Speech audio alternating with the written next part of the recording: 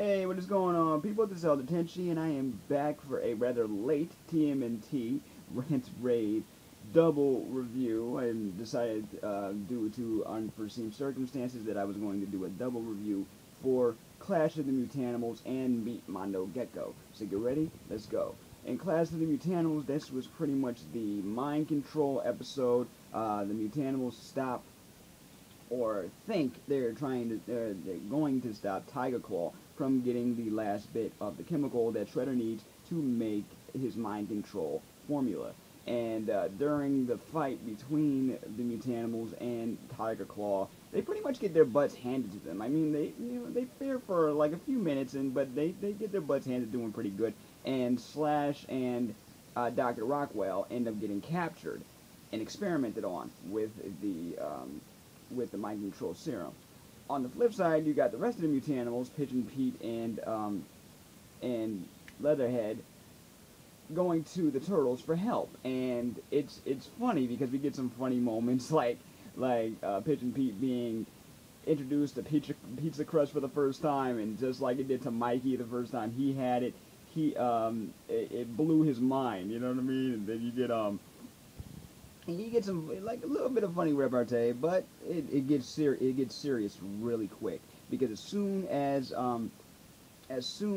they find out what's going on with the mind control formula, it doesn't really take effect immediately. You wait a few minutes. Like, they go on a rescue mission to rescue Dr. Rockwell and Slash, and they end up getting themselves out of the jam, but they all end up meeting up at the lair, and then all heck breaks loose as Slash tries to destroy Master Splinter. And at first I thought there was some sort of trigger word or something, but no, it was just, you had to wait for the leeches filled with the poisonous formula to work its way to their brain, because these things were like these little worm creatures were doused in the formula, and they crawl into your brain through your ear and then control your mind that way, like attached to your mind. I'm like, okay, that's kind of dark, but I get it. It works for this scenario. Along the lines of that, you get you get Karai is still captured, and everyone is waiting for her to be the next one, but Shredder was like, oh, you know what, use these two as test subjects, which I thought was pretty smart. Not praising the bad guy, I just thought it was a pretty good idea for him to try it out on on some guinea pigs.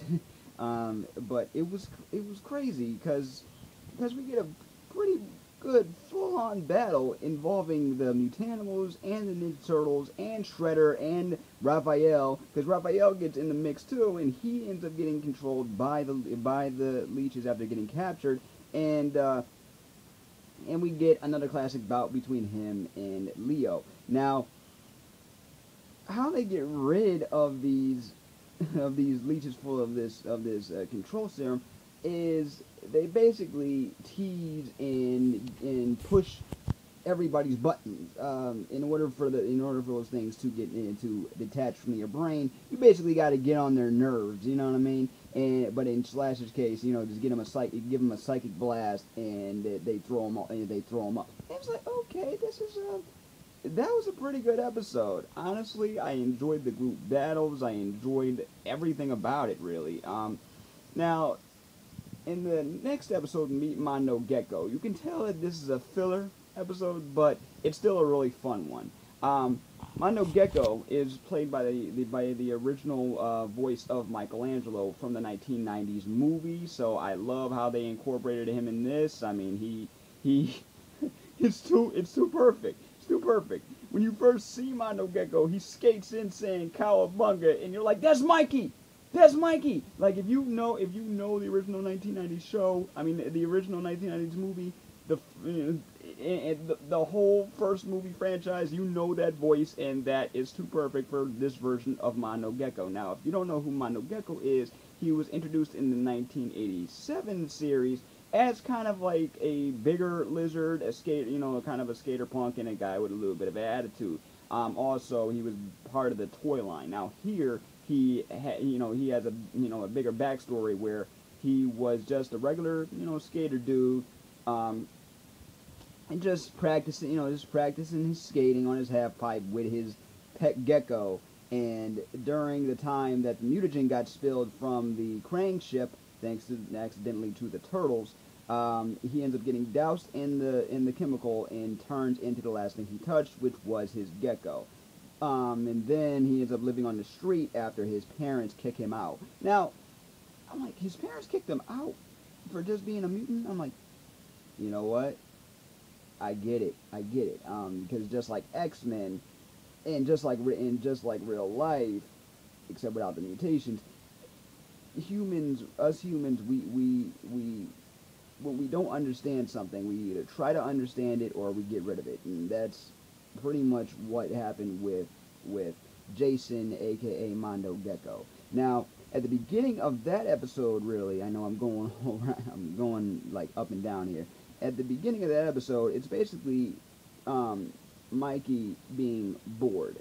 He's watching Kragnar the Barbarian, and he's still bored out of his mind. Everybody else is doing something. Like Raphael's playing with these like robot toys. Donatello is trying to figure out a way to use the retro mutagen to help out Karai, and you got the rest of the team practicing their katas. Now,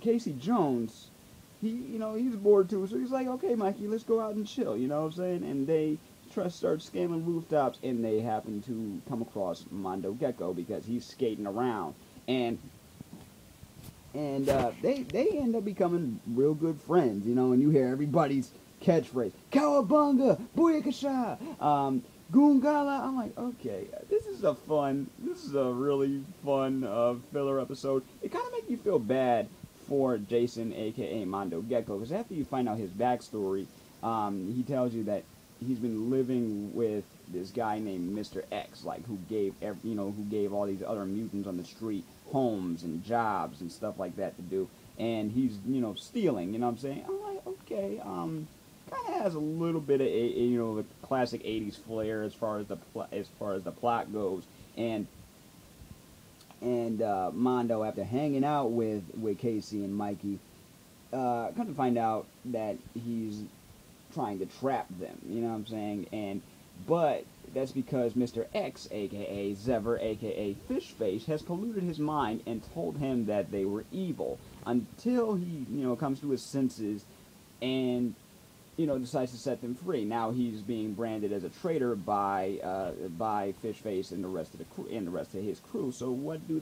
They have a race, kind of like a death race, and I'm like, okay, this sounds like something Zever would do, because we know that, yes, they all work for the Shredder, but they're all also doing their own separate things. You know what I mean? Kind of encompassed to that. So it's understandable when you find out that he's running an underground racing ring, and but like, hey, somebody mentioned like this is all in the sewer, and then I'm thinking to myself, yeah, if you were a kid back in the 80s and 90s, and stuff in cartoons didn't make any sense, it was the 80s and 90s, and it's a cartoon, so use your imagination. That's what it was. Like all of this imagination. You got every freaking mutant watching this. Every mutant that we've met since the beginning of this show is watching this go down at a stadium built in the sewers with all these crazy traps and tricks and cheats and all this stuff, and Casey and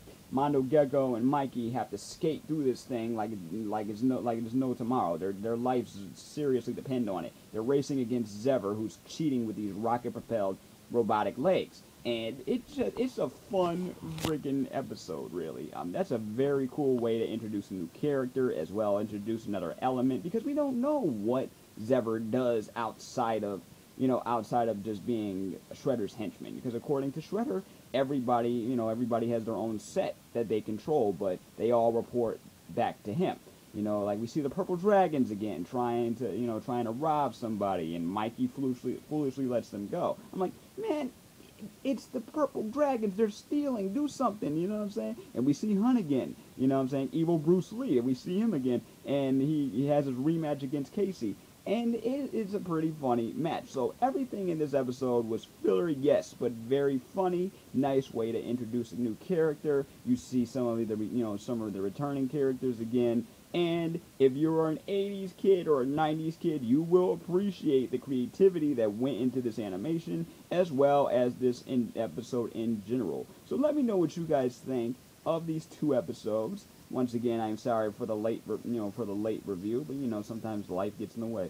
But let me know what you guys think of all of this. To catch up on more TMNT news and reviews, check out my channel's playlist for TMNT news and reviews.